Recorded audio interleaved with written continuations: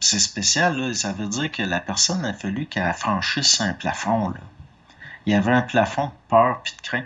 C'est incroyable comment à chaque fois qu'un individu se rapproche d'un point où il peut dépasser puis atteindre un niveau où il va avoir une évolution réelle, ce qui va se manifester souvent, c'est pour le bloquer, c'est une peur de mourir. Il va avoir automatiquement quelque chose qui est lié à la mort.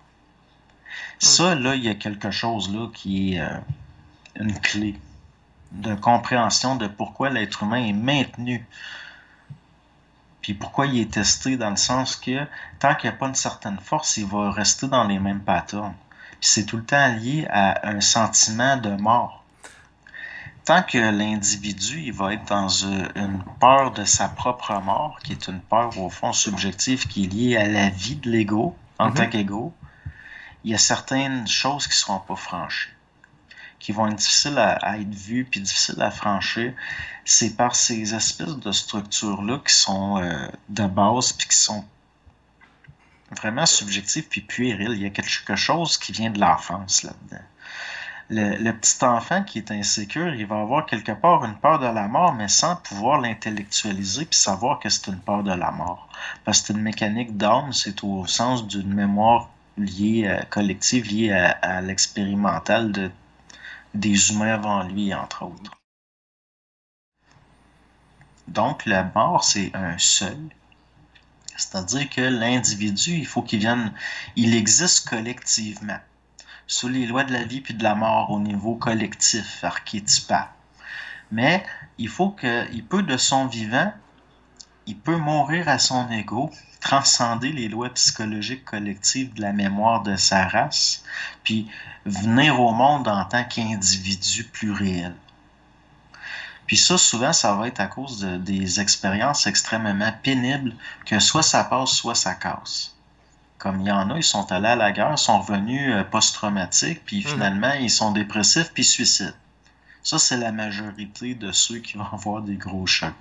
Mais t'as une autre gang qui vont avoir transcendé la mort, puis ils reviennent, puis ils ont plus peur de rien.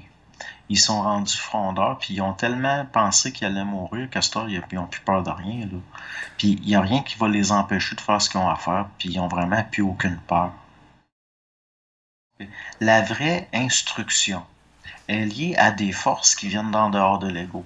Puis de plus en plus, il y a des gens qui vont vivre une mort mystique au niveau de leur expérimental qui est souffrant. Mhm.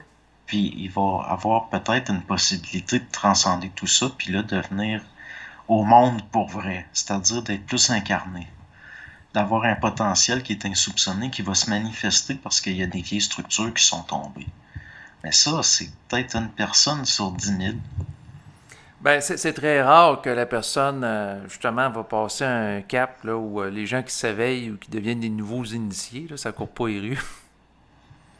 Mais ça va être individuel, puis ça va être lié à leur vécu. Puis ça va se passer en dedans d'eux autres. C'est quelque chose d'intime un peu. On n'est plus à l'âge l'intelligence, il faut que la conscience, ça va s'individualiser de plus en plus. De toute façon, de la conscience, c'est de l'intelligence qui se divise d'une certaine façon, qui devient plus pointue en des petits points. Si on peut dire qu'ils deviennent de plus en plus denses. Les phénomènes vont devenir de plus en plus individuels, puis ça va pas engendrer des êtres de plus en plus individualistes. Ça va au contraire.